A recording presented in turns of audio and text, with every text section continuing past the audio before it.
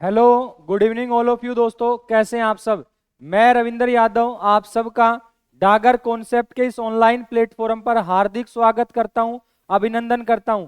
तो चलिए भाई, एक बार जितने भी स्टूडेंट हैं, जितने भी प्यारे विद्यार्थी हैं, तो फटाफट लाइव आइए और अपनी प्रेजेंट लगवाइए कि हाँ सर मैं क्लास के अंदर प्रेजेंट हो चुका हूं, ताकि फिर हम अपने आज के इस सेशन की शुरुआत करें।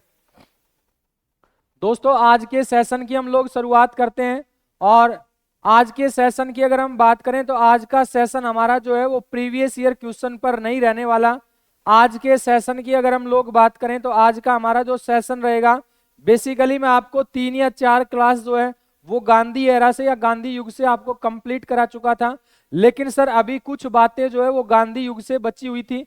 तो चलिए आज उसी सेशन को हम कंप्लीट कर लेते हैं, ताकि आपका जो थ्योरेटिकल जो पार्ट है, ये जो पोर्शन जो चल रहा था गांधी युग से रिलेटेड, तो भाई ये जो टॉपिक है ये आपका कंप्लीट हो जाए। इसलिए मैंने सोचा कि क्यों ना आज आपकी थ्योरेटिकल क्लास को स्टार्ट किया जाए।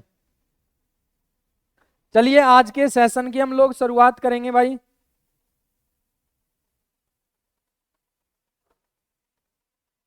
देखिए लास्ट के अंदर अगर हम बात करें,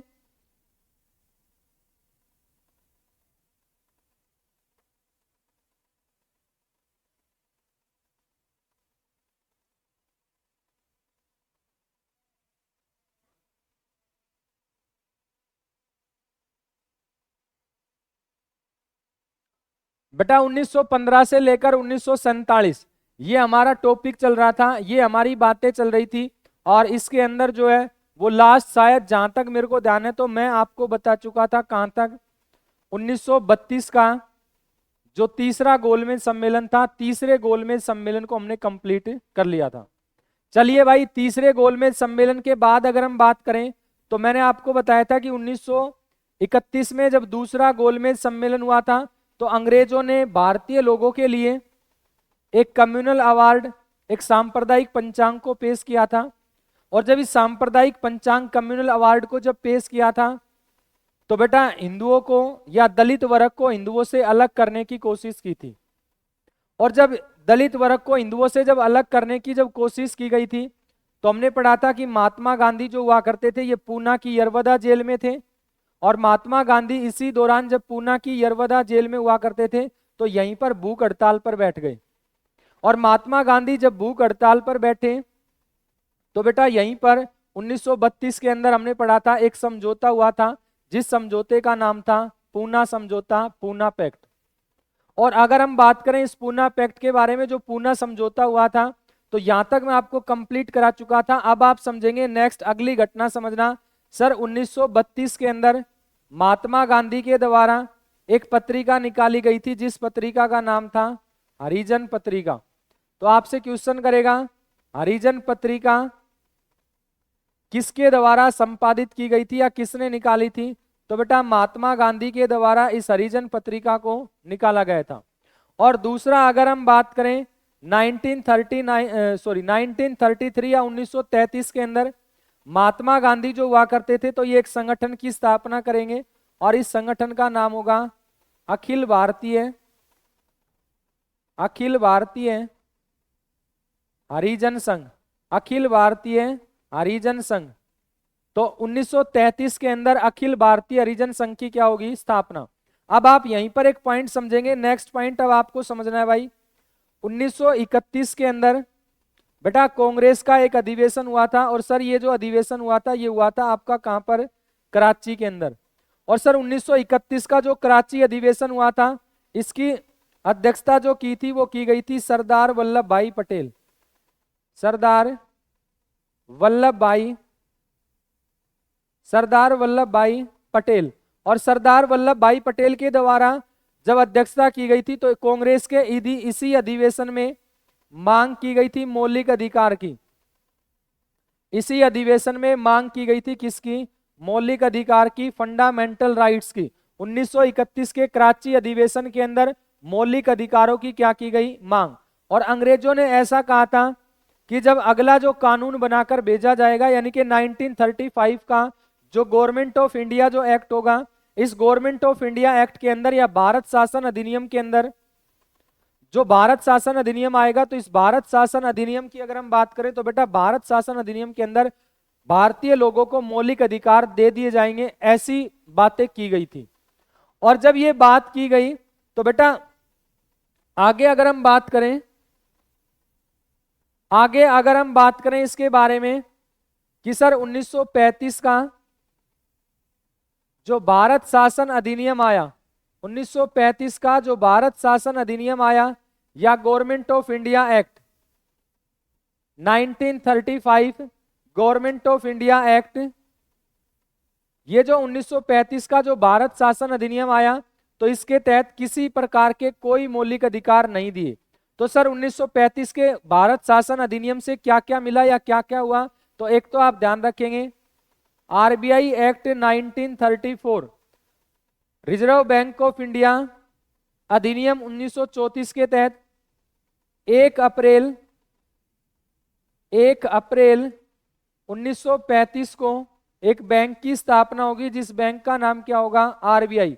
यानी कि ये भारत का सेंट्रल बैंक यानी कि केंद्रीय बैंक होगा भाई, आरबीआई बैंक।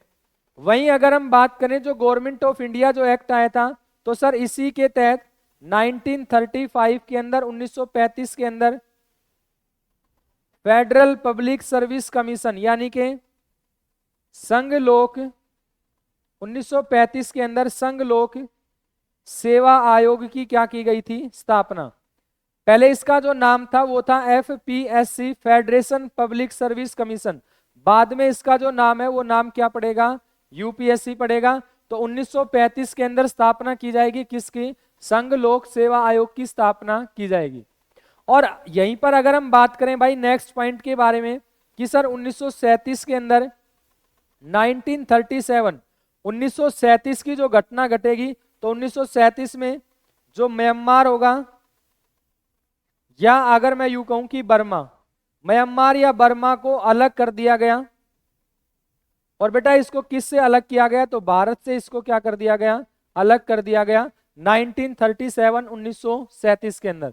तो ये आप लोग ध्यान रखेंगे 1935 का जो भारत शासन अधिनियम भारत के अंदर आया था, इसके तहत ऐसा सोचा जा रहा था कि भारतीय लोगों को मौलिक अधिकार मिलेंगे, लेकिन किसी प्रकार का कोई मौलिक अधिकार नहीं दिया गया।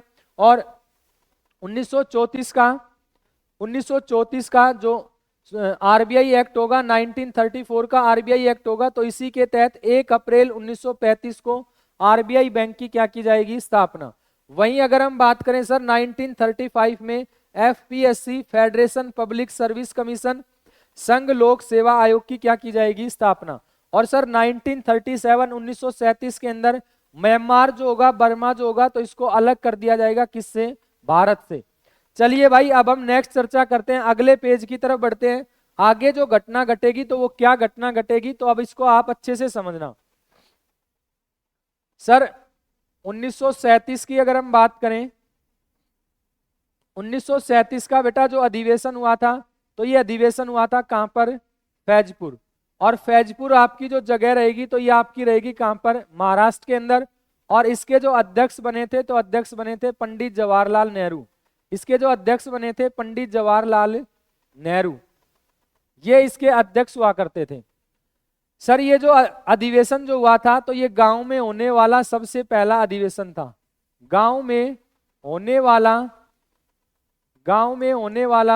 पहला अधिवेशन, गांव में होने वाला सबसे पहला अधिवेशन। यानी कि कांग्रेस के जितने भी अब तक अधिवेशन हुए 1937 तक, उसके अंदर कांग्रेस का जो सबसे पहला गांव में जो सबसे पहला अधिवेशन हुआ है वो आपका कब हुआ है, 1937 में। और इसकी जो अध्यक्षता की है वो अध्यक्षता किसने की है, पंडित जवाहरलाल नेहरू ने। उसके बाद फिर आप नेक्स्ट समझना, अगली बात को समझना भाई। अगला सर जो अधिवेशन होगा, अगला अधिवेशन होगा 1938 और 1938 का जो अधिवेशन हुआ था, तो ये आपका होगा कहां पर, हरिपुरा। और सर हरिपुरा जो होगा तो ये आपका कहां पर रहेगा, गुजरात के अंदर। इसकी जो अध्यक्षता की थी, तो अध्यक्षता की थी भाई सुभाष चंद्र बोस। इसकी जो अध्यक्षता की थी, ये अध्यक्षता की थी सुभाष चंद्र बोस। और अगर हम इसके बारे में बात करें तो बेटा ये गांव में होने वाला दूसरा अधिवेशन, गांव में होने वाला दूसरा अधिवेशन था 1938 का। नेक्स्ट इसके बाद फिर आप पढ़ना, अगर हम बात करें इसके बाद अगले अधिवेशन की अगर चर्चा करें, नेक्स्ट अधिवेशन की अगर हम चर्चा करें तो भाई 1939 का अधिवेशन होगा।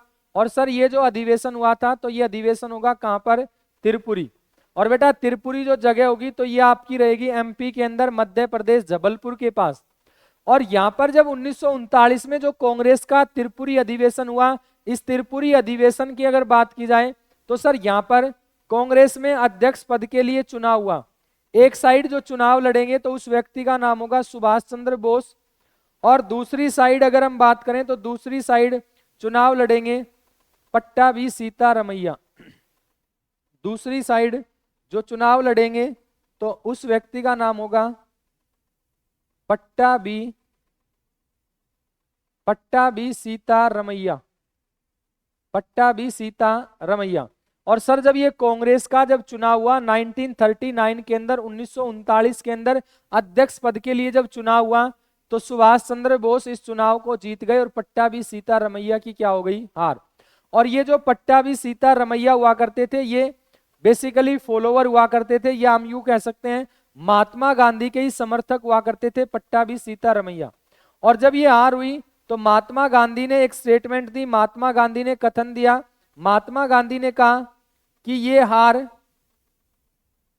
पट्टाभी सीतारमैया की हार नहीं है, ये हार स्वयं महात्मा गांधी की है।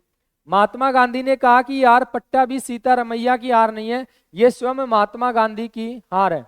और जब ऐसी घटना घटी तो इसी घटना के दौरान जो सुभाष चंद्र बोस हुआ करते थे, सुभाष चंद्र बोस इस बात से नाराज हुए और सुभाष चंद्र बोस ने कांग्रेस पार्टी से अपना क्या दे दिया, इस्तीफा।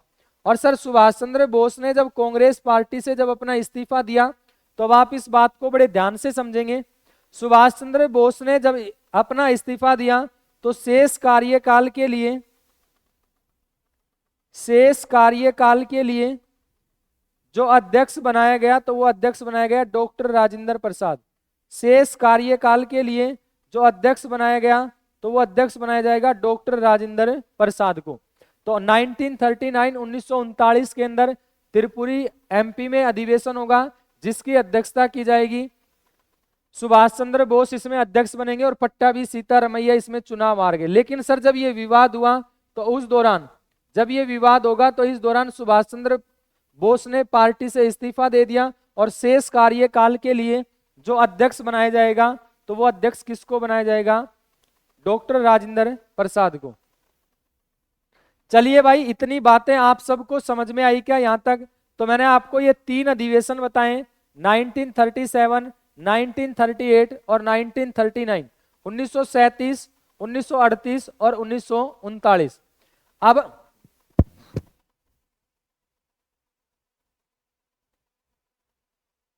अब हम चर्चा करेंगे अगले अधिवेशन के ऊपर।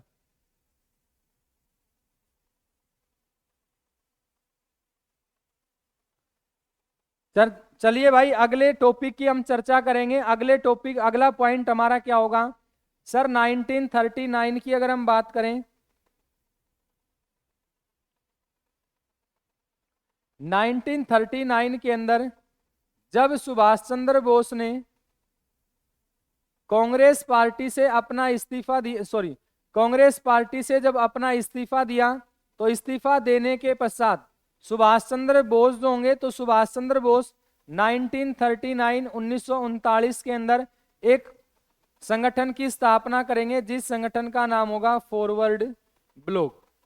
इस समय पर सुभाष चंद्र बोस के द्वारा फॉरवर्ड ब्लॉक की स्थापना की जाएगी 1939 के अंदर, और फॉरवर्ड ब्लॉक का जो संस्थापक होगा तो ये संस्थापक होगा सुभाष चंद्र बोस।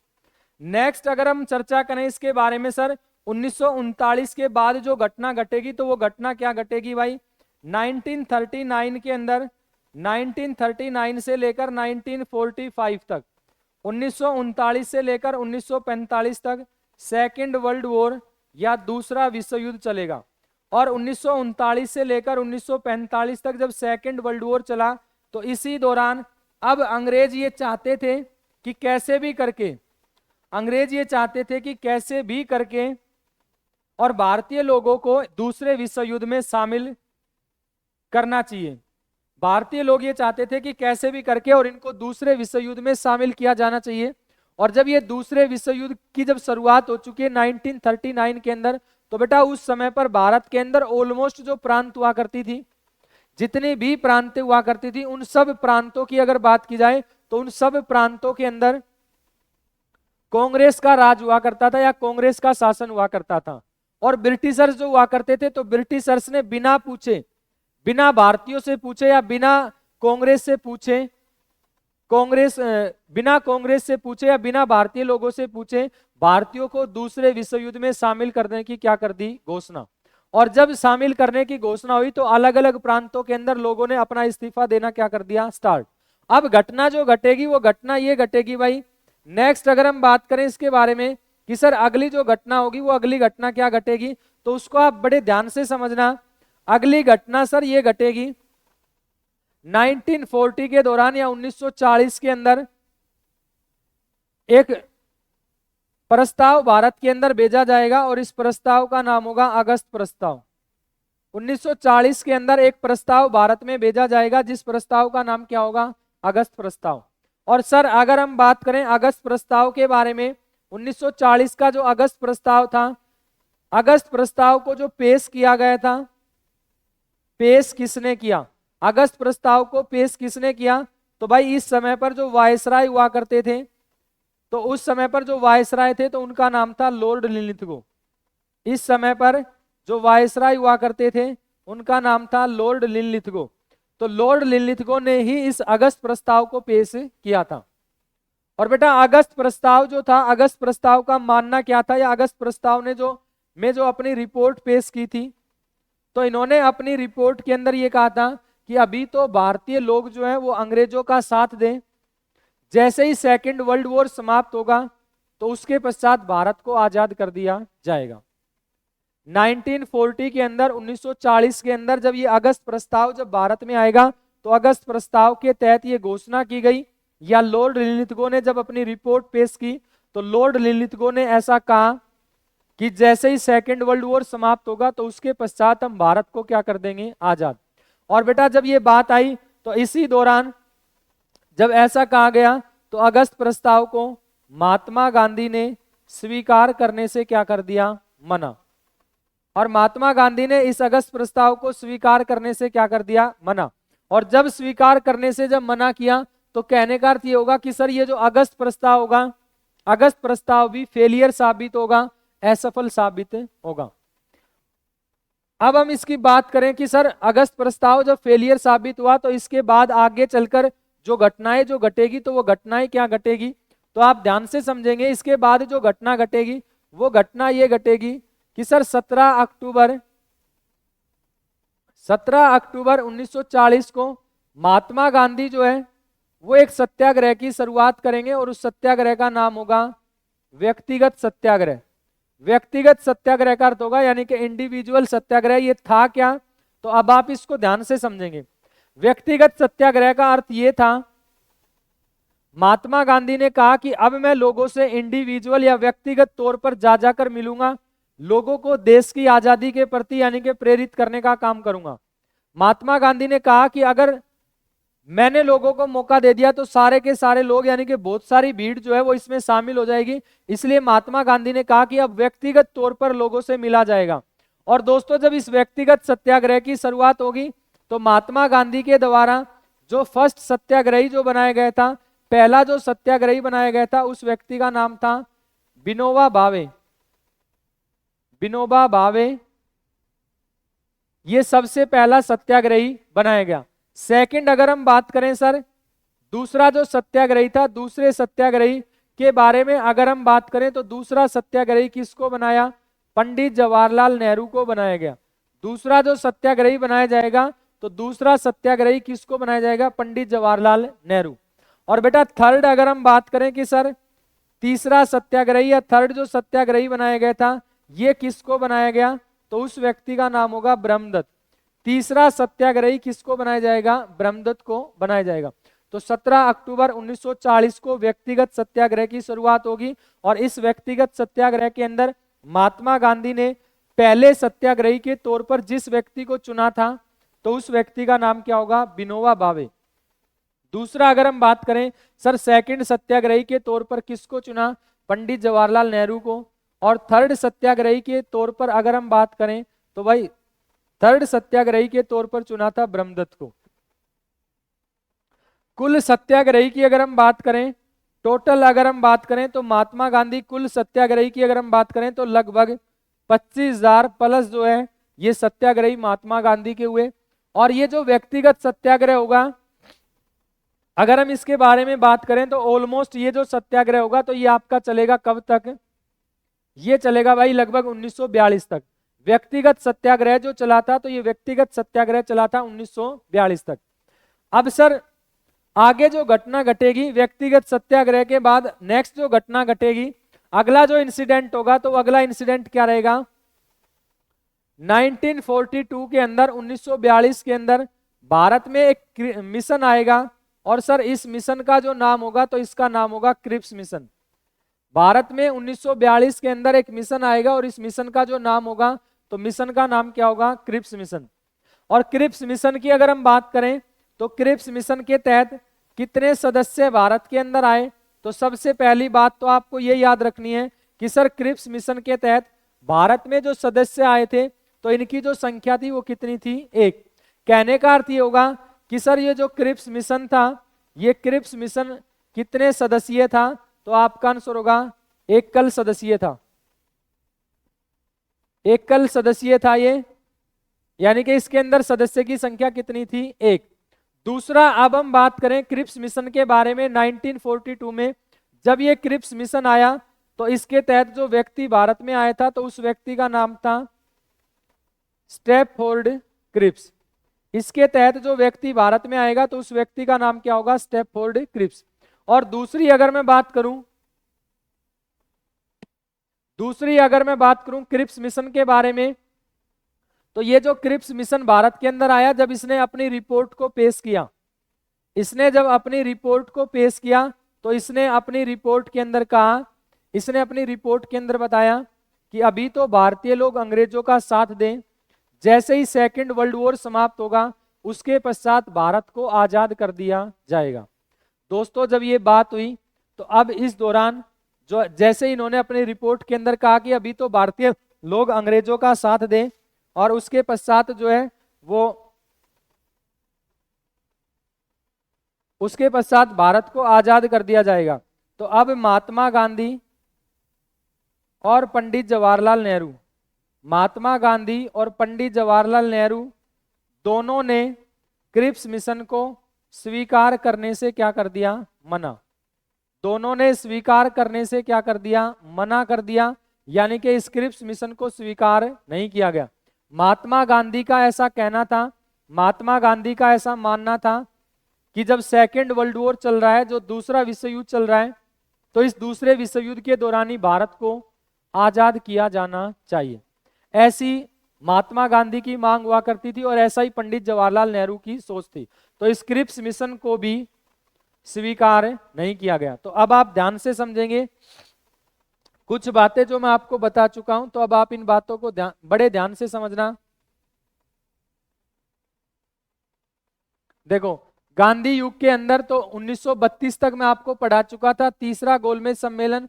तो बेटा 1932 के अंदर महात्मा गांधी ने एक पत्रिका निकाली जिस पत्रिका का नाम था हरिजन पत्रिका। 1933 के अंदर महात्मा गांधी ने एक संगठन की स्थापना की जिस संगठन का नाम होगा अखिल भारतीय हरिजन संघ। नेक्स्ट अगर हम बात करें तो 1931 के अंदर कांग्रेस का जो कराची अधिवेशन हुआ था, इसमें सरदार वल्लभ भाई पटेल के द्वारा मांग की जाएगी किसकी? मौलिक अधिकारों की। और यह कहा गया था कि अगला जो कानून भारत के अंदर बनाकर भेजा जाएगा, इस कानून के माध्यम से भारत को मौलिक अधिकार दे दिए जाएंगे, ऐसा इसके अंदर कहा गया था।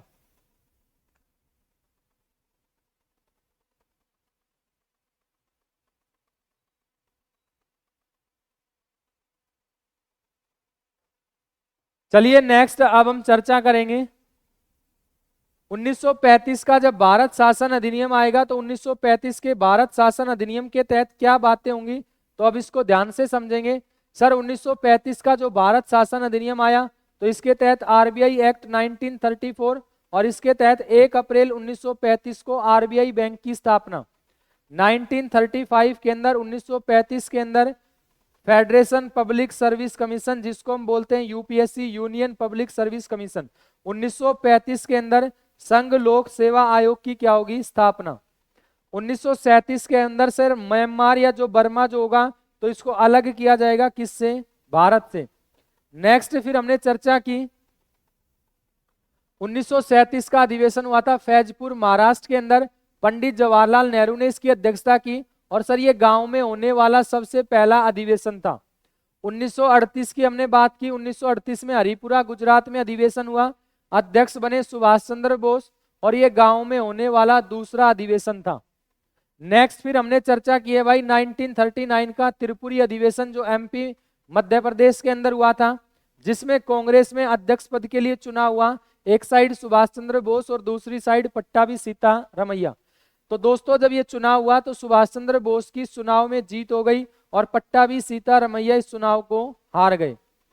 सुभाष चंद्र बोस जो है कुछ कारणों को लेकर सुभाष चंद्र बोस ने कांग्रेस पार्टी से इस्तीफा दे दिया, तो शेष कार्यकाल के लिए जो अध्यक्ष बनाया गया वो बनाया गया डॉक्टर राजेंद्र प्रसाद को। नेक्स्ट फिर हमने चर्चा की है भाई 1939 में जब सुभाष चंद्र बोस ने जब कांग्रेस पार्टी से इस्तीफा दिया तो सुभाष चंद्र बोस जो है इस्तीफा जब देंगे तो इन्होंने 1939 के अंदर एक संगठन की स्थापना की है, जिस संगठन का नाम होगा फॉरवर्ड ब्लॉक। और 1940 के अंदर अगस्त प्रस्ताव हमने देखा, अगस्त प्रस्ताव को पेश किसने किया, लॉर्ड लिनलिथगो ने पेश किया, और लेकिन महात्मा गांधी ने इसको स्वीकार नहीं किया। चलिए अब हमने नेक्स्ट बात की 17 अक्टूबर 1940 के बारे में, जो व्यक्तिगत सत्याग्रह, इंडिविजुअल सत्याग्रह। सबसे पहला जो सत्याग्रही बनाया गया विनोबा भावे, सेकंड अगर हम बात करें तो पंडित जवाहरलाल नेहरू, थर्ड अगर हम बात करें तो ब्रह्मदत्त, और टोटल सत्याग्रही की अगर हम बात करें तो लगभग 25,000 से ज्यादा जो है वो महात्मा गांधी ने सत्याग्रही बनाए थे। उसके बाद बेटा अगर हम बात करें तो 1942 के अंदर एक मिशन भारत के अंदर आएगा, जिस मिशन का नाम होगा क्रिप्स मिशन। सदस्यों की अगर हम बात करें तो एक सदस्य होगा, यानी कि ये एकल सदस्यीय था। जो क्रिप्स मिशन का जो हेड था तो उस व्यक्ति का नाम था स्टैफोर्ड क्रिप्स। और जब इस मिशन ने जब अपनी रिपोर्ट पेश की और इसने कहा कि अभी तो भारतीय लोग अंग्रेजों का साथ दें, जैसे ही सेकेंड वर्ल्ड वॉर समाप्त होगा तो उसके पश्चात भारत को आजाद कर दिया जाएगा। जैसे ये बात हुई, जैसे ये बात होगी तो तुरंत पश्चात जो है महात्मा गांधी और पंडित जवाहरलाल नेहरू ने इसको स्वीकार करने से क्या कर दिया, मना। और महात्मा गांधी ने इस क्रिप्स मिशन को जो संज्ञा दी थी तो इसको संज्ञा दी गई थी किसकी, पोस्ट डेटेड चेक की। आपसे क्वेश्चन करेगा महात्मा गांधी ने क्रिप्स मिशन को कौन सा चेक बताया था, तो आपका आंसर क्या होगा, पोस्ट डेटेड चेक। चलिए अब मैंने आपको यहां तक का बता दिया, अब हम नेक्स्ट चर्चा करेंगे। इसके बाद आगे जो घटनाएं घटेगी, आगे क्या घटनाएं घटेगी तो उनके बारे में आप अच्छे से समझेंगे। अगली जो घटना होगी वो अगली घटना क्या घटेगी, ध्यान से समझेंगे भाई।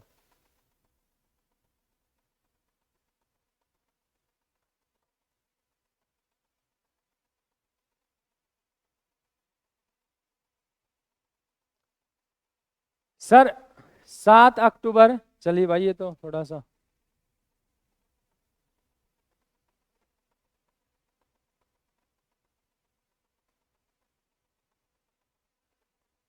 अगली जो घटना घटेगी तो अगली घटना घटेगी 7 अक्टूबर, सॉरी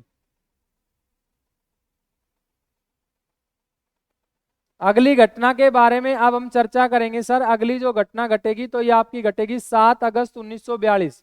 और बेटा 7 अगस्त 1942 को कांग्रेस का विशेष अधिवेशन बुलाया गया। कांग्रेस का विशेष अधिवेशन, कांग्रेस का विशेष अधिवेशन बुलाया गया। और कांग्रेस का ये जो विशेष अधिवेशन बुलाया गया तो ये कहां पर बुलाया गया, तो आपका आंसर रहेगा सर गवालिया टैंक, मुंबई।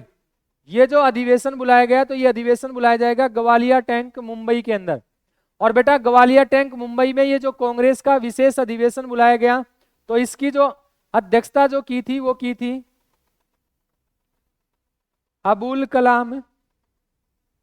कलाम मौलाना आजाद के द्वारा।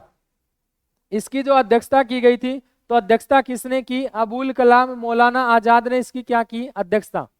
अच्छा, अब आप ध्यान से समझेंगे इस बात को कि सर इस 7 अगस्त 1942 को जो कांग्रेस का विशेष अधिवेशन बुलाया गया, तो इसमें एक प्रस्ताव पेश किया गया, और ये जो प्रस्ताव पेश किया गया, तो ये प्रस्ताव था किसका? तो आपका आंसर होगा भारत छोड़ो। भारत छोड़ो का प्रस्ताव पेश किया जाएगा 1942 के अंदर। और सर ये जो भारत छोड़ो का जो प्रस्ताव पेश किया, ये प्रस्ताव किसने पेश किया था? तो आपका आंसर रहेगा पंडित जवाहरलाल नेहरू। पंडित जवाहरलाल नेहरू के द्वारा इस भारत छोड़ो के प्रस्ताव को पेश किया गया था। अब अगर हम चर्चा करें इसके बारे में कि सर जैसे ये प्रस्ताव पेश किया, तो ये प्रस्ताव हो गया पास, और अगली जो घटना घटेगी, तो अगली घटना घटेगी 8 अगस्त 1942 को।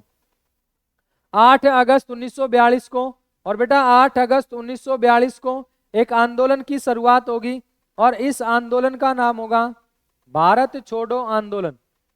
1942 के अंदर 8 अगस्त 1942 को आंदोलन की शुरुआत होगी, जिस आंदोलन का नाम होगा भारत छोड़ो आंदोलन। तो भारत छोड़ो आंदोलन की जो शुरुआत होगी, ये आपकी होगी 8 अगस्त 1942। 8 अगस्त 1942 को जो भारत छोड़ो आंदोलन जो चलाया गया, तो ये जो भारत छोड़ो आंदोलन चलेगा, जैसे ये भारत छोड़ो आंदोलन की जब शुरुआत होगी मुंबई से, तो यहीं पर महात्मा गांधी ने 2 नारे भी दिए। एक नारा दिया गया करो या मरो का, यहीं पर नारा दिया गया करो या मरो, और दूसरा नारा दिया गया अंग्रेजों भारत छोड़ो। दूसरा जो नारा दिया गया, तो वो नारा दिया गया अंग्रेजों भारत छोड़ो। ये 8 अगस्त 1942 को अब ये घटना घटेगी। इसके बाद अब अगर हम चर्चा करें सर इसके बाद जो घटना घटेगी, तो वो इसके बाद घटना क्या घटेगी, तो इस बात को आप ध्यान से समझेंगे। इसके बाद जो घटना घटेगी, वो घटना आपकी ये होगी कि सर 9 अगस्त 1942 को अंग्रेजों के द्वारा एक ऑपरेशन की शुरुआत की गई, और इस ऑपरेशन का नाम होगा जीरो ऑपरेशन। इस ऑपरेशन का जो नाम होगा, तो इस ऑपरेशन का नाम होगा जीरो ऑपरेशन। और जीरो ऑपरेशन था क्या? तो जितने भी भारत छोड़ो आंदोलन के नेता थे, जितने भी भारत छोड़ो आंदोलन के नेता थे, तो उन सबको क्या कर लिया जाएगा? गिरफ्तार। और 9 अगस्त 1942 को जब जीरो ऑपरेशन की शुरुआत हुई, तो सभी नेताओं को गिरफ्तार कर लिया जाएगा, जिसकी अगर हम बात करें कि सर किन किन भारतीय नेताओं को गिरफ्तार किया गया, तो सबसे पहले आप बात को समझना, सर महात्मा गांधी को गिरफ्तार किया गया, और महात्मा गांधी को गिरफ्तार करने के पश्चात किस जगह पर रखा गया, तो आपका आंसर होगा आगा खान पैलेस। महात्मा गांधी को जो रखा गया, तो महात्मा गांधी को कहां पर? आगा खान पैलेस। वहीं अगर हम बात करें महात्मा गांधी के साथ जो रखा गया, तो वो रखा जाएगा किसको? सरोजनी नायडू को। और सरोजनी नायडू को भी किस जगह पर रखा गया? तो आपका आंसर रहेगा आगा खान पैलेस। आगा खान पैलेस के अंदर यहां पर भी यानी कि इसको सरोजनी नायडू को रखा गया। नेक्स्ट और लीडर की अगर हम बात करें सर, तो इसी में अगला जो लीडर आएगा वो आएगा पंडित जवाहरलाल नेहरू। और बेटा पंडित जवाहरलाल नेहरू को जो गिरफ्तार करके जो रखा गया था, तो इनको रखा गया अहमदनगर दुर्ग। इनको जो रखा गया, तो इनको रखा जाएगा कहां पर? अहमदनगर दुर्ग के अंदर। और अहमदनगर दुर्ग आपका कहां पर रहेगा? महाराष्ट्र के अंदर। वहीं अगर हम बात करें sir doctor Rajendra Prasad, doctor Rajendra Prasad, तो डॉक्टर राजेंद्र प्रसाद को जो गिरफ्तार करके इनको रखा गया बांकीपुर जेल, बांकीपुर जेल पटना। इनको जो रखा जाएगा, तो इनको रखा जाएगा बांकीपुर जेल पटना। और बेटा अगर हम बात करें इसके अलावा और किस नेता को रखा गया, तो जयप्रकाश नारायण। इसके अलावा और किसको रखा गया? तो जयप्रकाश नारायण। और सर जयप्रकाश नारायण को रखा गया central Hazaribagh jail, central Hazaribagh jail. और सेंट्रल हजारीबाग जेल जो होगी, तो ये आपकी कहां पर रहेगी? झारखंड के अंदर। ये आपकी रहेगी कहां पर? झारखंड। तो अब आप ध्यान से समझना कि सर 8 अगस्त 1942 को भारत छोड़ो आंदोलन की शुरुआत होगी। और 8 अगस्त 1942 को जब भारत छोड़ो आंदोलन की जब शुरुआत हुई, तो इसी दौरान जब इस आंदोलन की जब शुरुआत होगी तो 9 अगस्त 1942 को जीरो ऑपरेशन चलाया जाएगा। और जब ये जीरो ऑपरेशन चलाया गया तो इसका उद्देश्य क्या था? भारतीय नेताओं को, यानी कि जितने भी भारत छोड़ो आंदोलन के नेता हैं, उन सबको क्या कर लिया जाएगा? गिरफ्तार। और उन सबको जब गिरफ्तार किया जाएगा तो महात्मा गांधी को रखा जाएगा आगा खान पैलेस।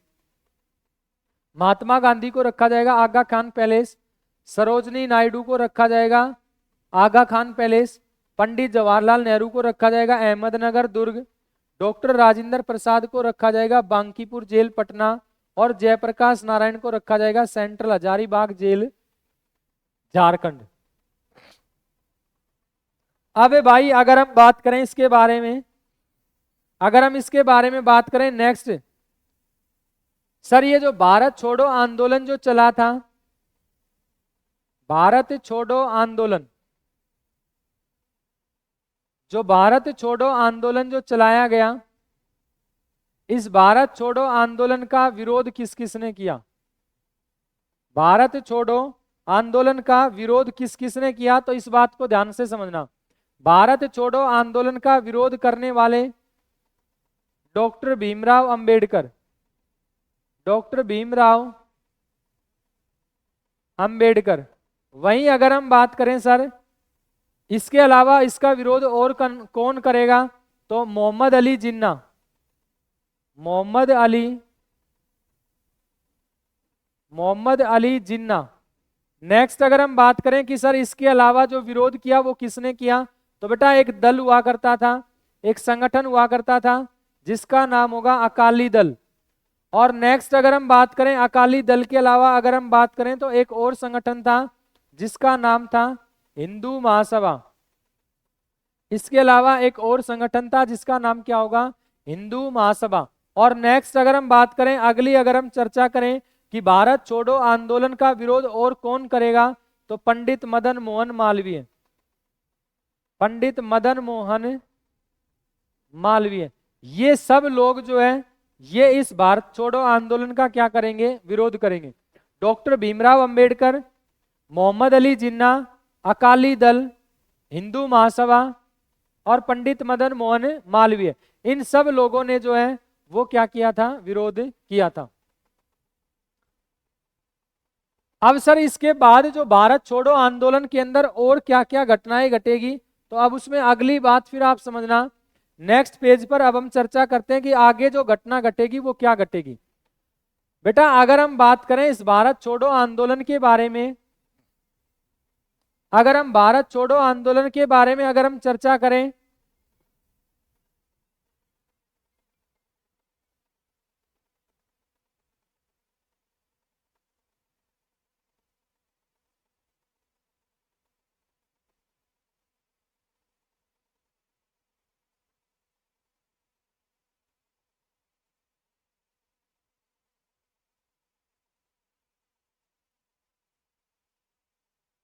चलिए भाई एक बार छोटा सा इश्यू हो गया था।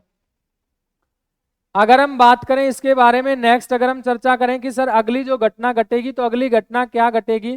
अगली घटना सर आपकी ये होगी कि इस 1942 के अंदर जो भारत छोड़ो आंदोलन जो चला था, इस 1942 के भारत छोड़ो आंदोलन के अंदर जो रेडियो प्रसारण में जो महत्वपूर्ण भूमिका निभाई थी, रेडियो प्रसारण में